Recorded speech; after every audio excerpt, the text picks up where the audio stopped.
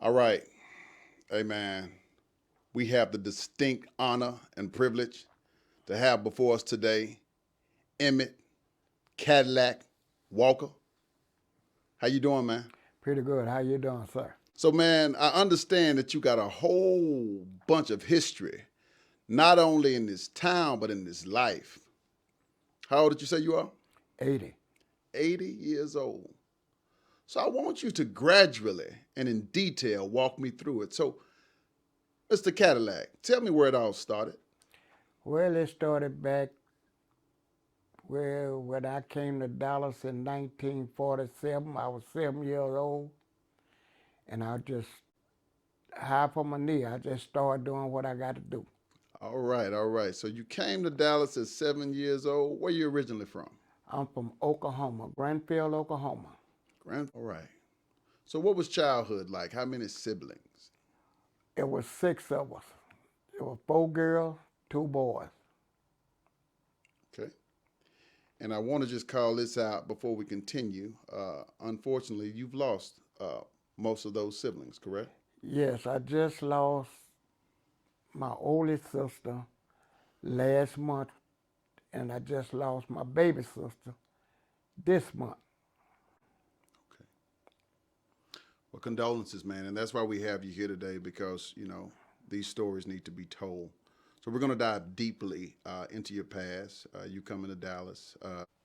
So tell me about something that happened in your life that later shaped your later life. Well, as I was growing up, said I was running in and running out, going to juvenile home, boys home, running off from my mama, and I thought I was doing something slick, but I wasn't.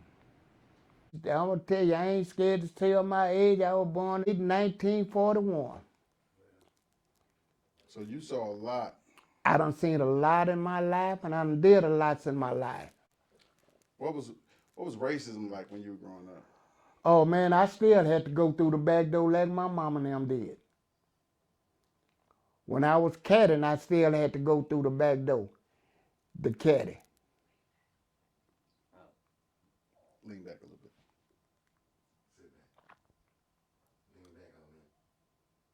Huh? Oh, Yeah, so just tell me about that. When you were a caddy, a golf caddy? yeah. I used to caddy for Ben Hogan, Sam Snead, right over there on East Grand. Okay. And I used to caddy over there. And when we caddied, they used to tell me to come in, when we had to pick our food out of the back behind the golf course in the kitchen, where they takes out all the trash. So at 13, when I was coming up, you know, my mom and my mom had six kids. It was four girls, two boys. And she had to let one of the girls go, let my auntie take one because it was hard on her. She couldn't take care of all of us. So I said, well, I told her, I said, well, Mom says you can't do that. So I said, well, won't you send me off to a boys' home? And she told me, no, you ain't going nowhere because you old enough to help us to get a job. And so I started throwing papers. And then after the time for us to get our check, well, I take the money and I go blow it on something else and never did come home with the money. And I tell my mama, I said, well, somebody jumped on me and stole the money. And that was that. Okay. Okay. So in total, how many years of your life do you think that you spent incarcerated? About 16 years. Wow. So you so you're still in South Dallas. Yes. You're 12 years old. Yeah. And I started going to juvenile when I was 13. You said you've been getting in trouble since you were 12, and, Yeah. and that led to prison. Right. So I want to understand what type of crimes were you being charged for? What crimes were being committed? Robbery. Okay, so tell me about that. Well, I used to go and rob liquor stores and thought I was doing something slick, rob liquor store, get away with it. And so, this first robbery that got you locked up, where was that? What occurred that ultimately got you locked up? It was James Carter barbecue pit. I robbed him for some meat. And I broke in his place and stole soda water and cigarettes, and all the money was in the jukebox and the cigarette machine. And I had all that there up under my mama's house. So how did they find out? Mr. Carter came, the man was standing in the back of us. He was saying, he said, a little bit, he said, your son up under the house, and he done carried a bunch of stuff up under the house. You need to go check it. So when she went up under there were cases of soda water, there was boxes of cigarettes, and they just wonder what, how'd I get all this in? And so Mr. Walter, told her, said, well, a little bit, he went in there and got James Carter and broke into his place, barbecue place. Okay.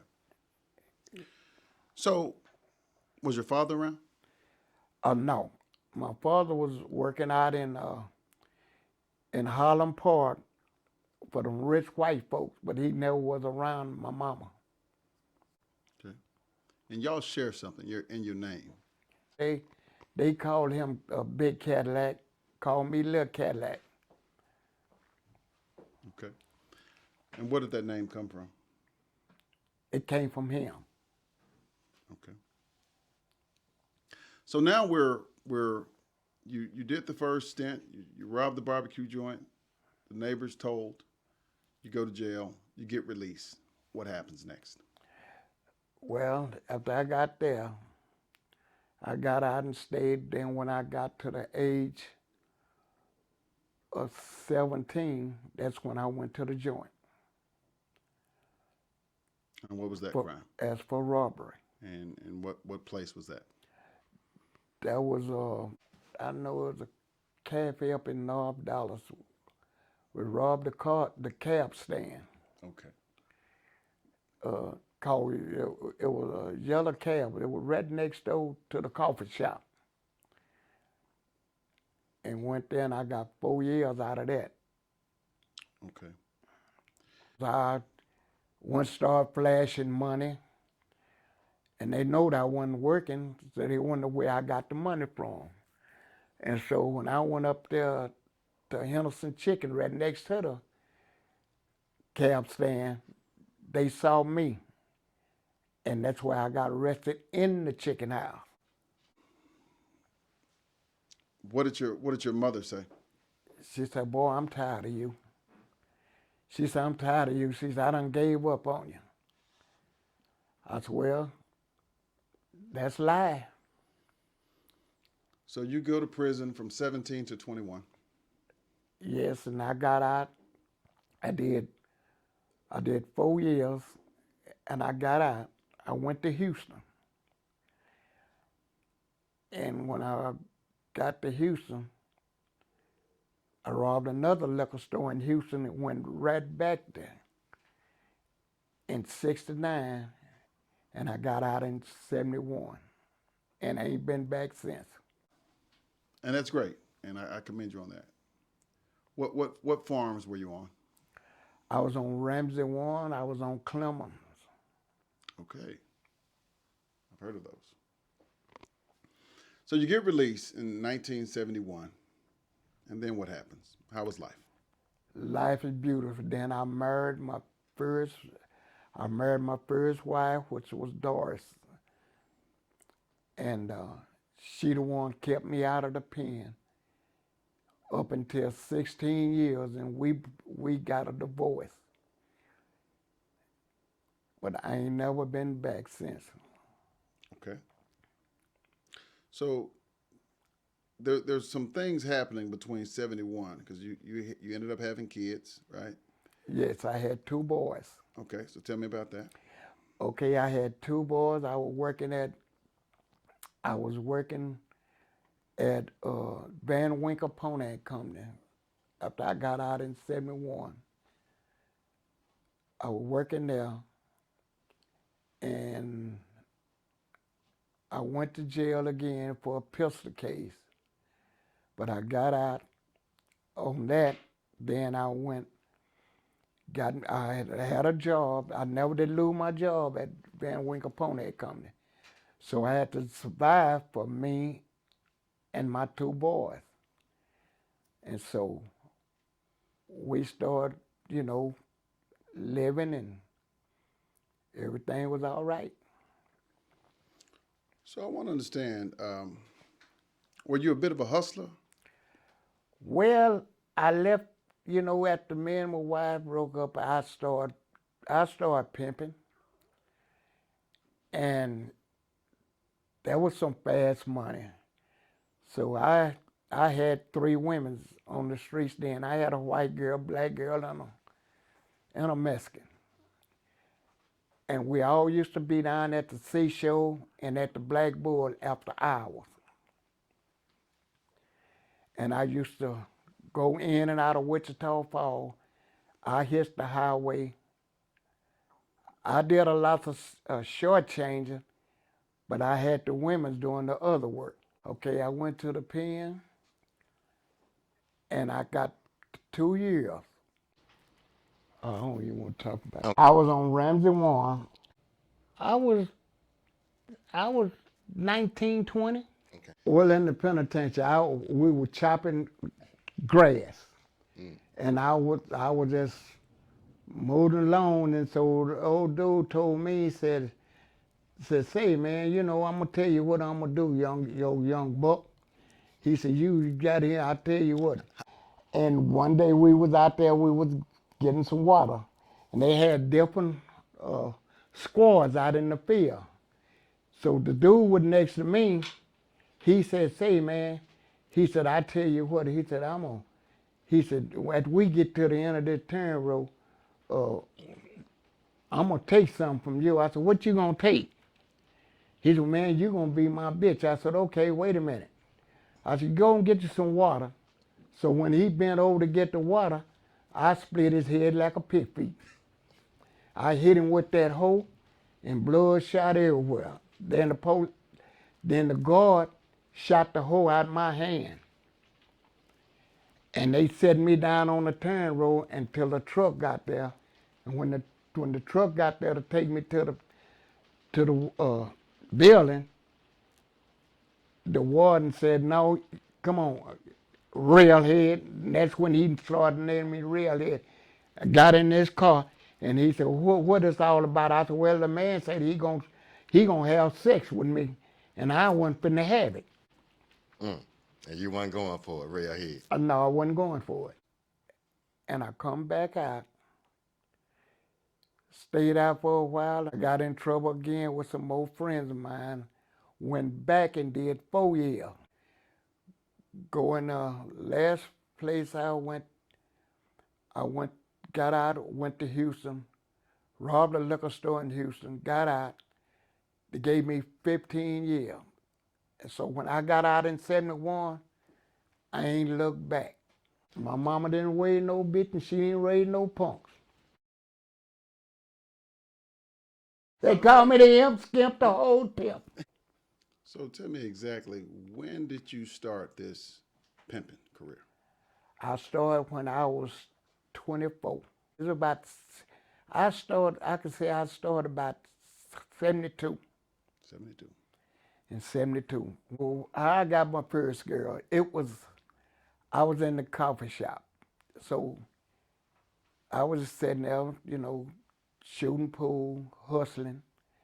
And the girl came up to me and she said, say, mister, have you been a pimp? I said, no. I said, I ain't never been a pimp. I said, but what's on your mind? Then she said, well, I need a man to help me with my money when I go out and get the trick. I said, girl, you ain't said nothing but words. I said, you go on out there and get it. I learned the game from my dad. Because, see, my dad was an international hoe pimp. He gave me the game, and I just try to enforce the game. I picked up the first girl, so she said, well, since you're doing this, we need a place to stay. I said, okay, I'll find you some place. We got a hotel. I got her a hotel.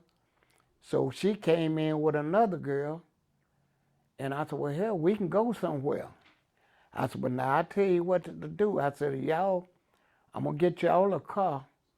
So y'all go in and out of town to these truck stops and mess with the men. I said, I'm going to be riding, up and down the road in the highway and stuff, but I started shortchanging. Well, shortchanging is this, I walk in and tell a woman, give me change for, I said, say, ma'am, I said, I got too many ones. I said, give me a 10 and 5 ones, for change. She gave it to me. So when she handed me the 10, I turned around. I said, well, ma'am, I said, how much did I give you? She said, you didn't give me but $9. I said, here, well, take this 11 and give me a 20. So she ain't thinking anybody can make a mistake counting money. So she gave me that there, and then I learned how to do it real good. So I left to start popping it, because I had burned Dallas up. So you were doing a short con. Yeah. So a short con and a pimp. Cadillac.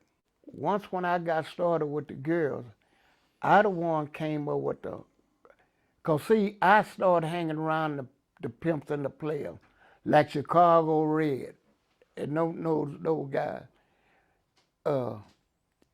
and Hype and Brown. See, they helped me and showed me in McDuffie. They showed me how to control the women, but they said, now if you get a woman, don't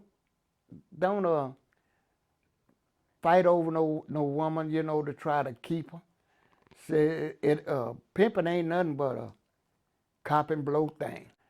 So, and it stuck to me. So when I lose one woman, I pick up two.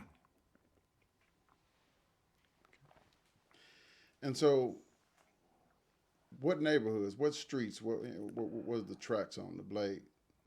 Right there on Oakland Avenue. It's Malcolm X now, but it used to be Oakland Avenue. It used to be the Green Cake right there at Pine in Oakland. And Oakland, the Black Bull was sitting on Oakland. Well, it lasts me, I think, about 4 years, and I got out of the game. All right. I said, cause this life ain't good for me. Then I started selling dope. So, I went and bought me a 50. I said, I'm gonna try this. I bought a 50. Then me and my sister, she was out in West Dallas. She showed me where to get the cookies at. I said, okay, and I started making money on that. And so I said, well, this is a good game. Well, I did this all the way up to 2000. I said, now, I ain't got busted. I said, I'm going to quit before I do.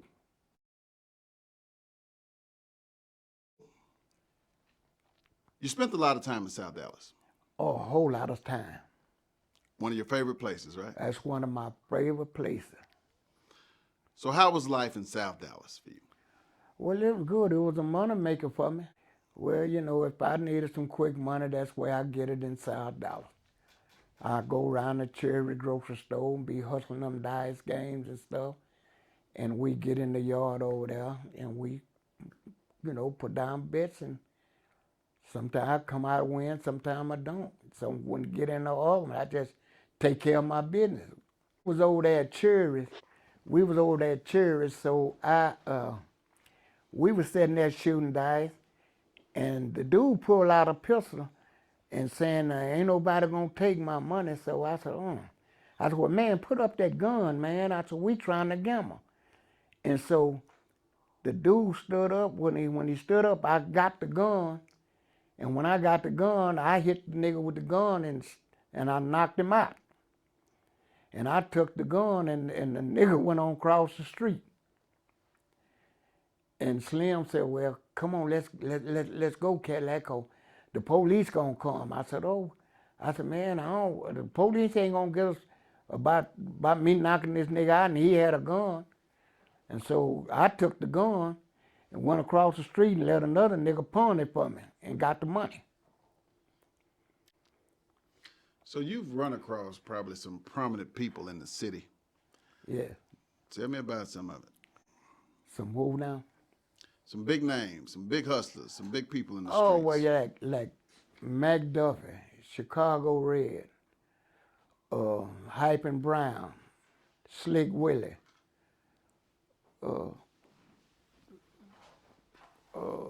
what's his nigga name? Snake. You know, just different people. And tell me what was, what were you doing with these people?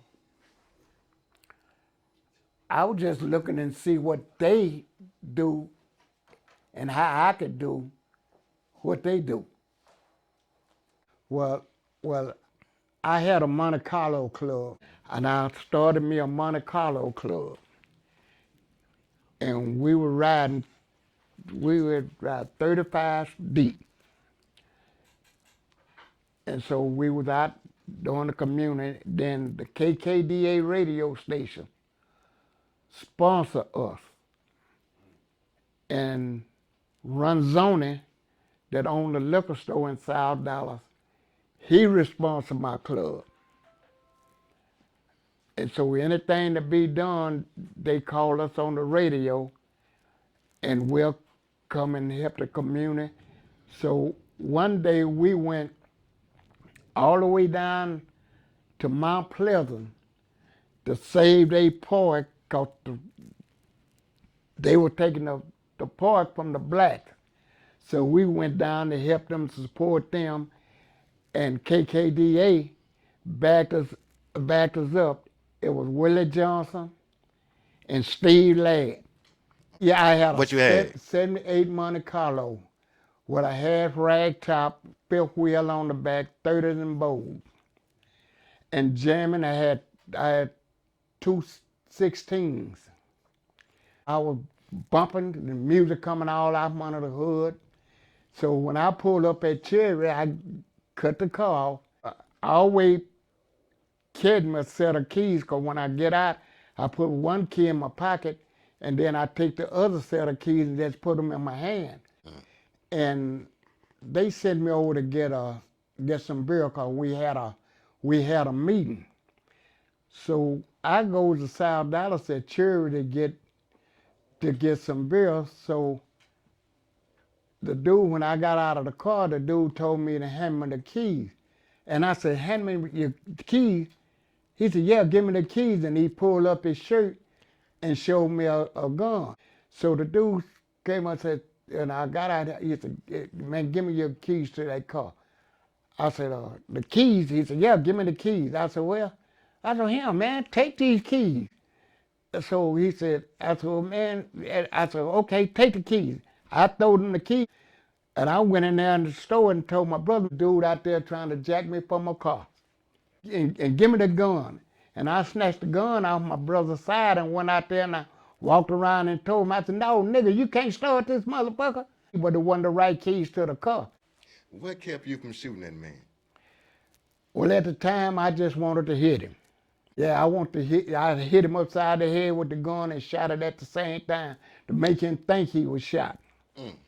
Told them, I said, say, man, let me tell y'all something. Your daddy done been to the pen. I don't want y'all to go to the pen. I said, now, if y'all want something, ask me for it. And if I ain't got it, I'm gonna go get it. I said, what? I said, what you in jail for? What are you in jail for? Well, for robbery. I said, I told y'all, if you wanted something, ask me for it. I said, now y'all going to that penitentiary, don't ask me to bail you out of jail. Don't ask me to send you no money, because I'm not going to do it. So you better not come home switching. You come home switching, I'm gonna whoop your ass. You're not my Daddy. son. I mean it right today. Why? Why? Cause I didn't raise no punks. Well, bitch, you be on your own.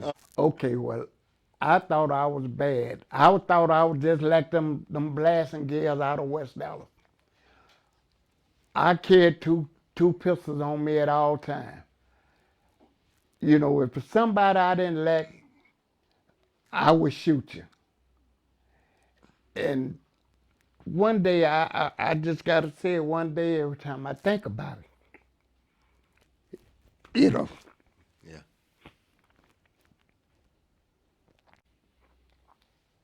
I shot this dude in the alley for no reason. Because, see, I thought he was going to try to rob me. Because he knowed I had a lot of money on me. I thought he was going to rob me. But I beat him to the punch. I shot him and killed him.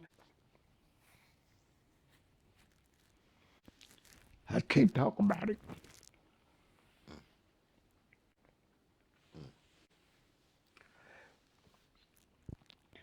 But, you know, all is said and done, I just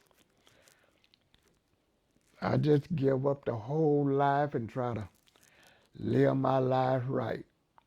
And that's when I started forming me a car club and just do the right thing. And then I started getting certificates and everything saying that, you know, how I help the community and put, but the youngsters, we need to stop killing people of our people. Because, see, y'all making it hard for the younger people that's coming up. And y'all young, but y'all need to stop it. Well, you know, I was at home one day, just supposed to went to work, but I didn't go to work.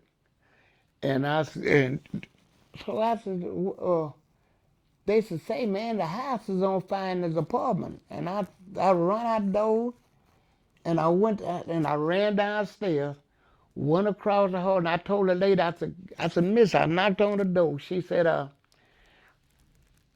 what's the matter? I said, your house on fire. And she couldn't get out, so I knocked the window and went through the window and opened her door and got her out. Then I went upstairs and got the other man out of his apartment. By the time I did all that and when I got them out, then the apartment just blew up. That was on Illinois at the Westgate apartment. Yeah. That was. And then, and you got a certificate for the yeah, state. I got a certificate for that for the fire department. And then they parents gave me a check for like seven or $800 from saving her mama, and I went out to the hospital and visited that lady in the burnt unit. And when she got out, she came to the same apartment before we left the apartment, and she gave me $1,200 from saving her. Yeah. And getting his gun back, and it's in the papers. Yeah. Okay. Well, what he did, he went. He with Cherry. She was a sheriff, and my brother was working for her at Cherry grocery store. But he asked her to go get his gun, but he went down there and got the gun instead, and they gave it back to him, and he came home, and he told his wife, he said, see, baby, I told you that they were gonna give me my gun back, and the gun was loaded, and the gun went off and shot her right through the head, and her brain was on the backside.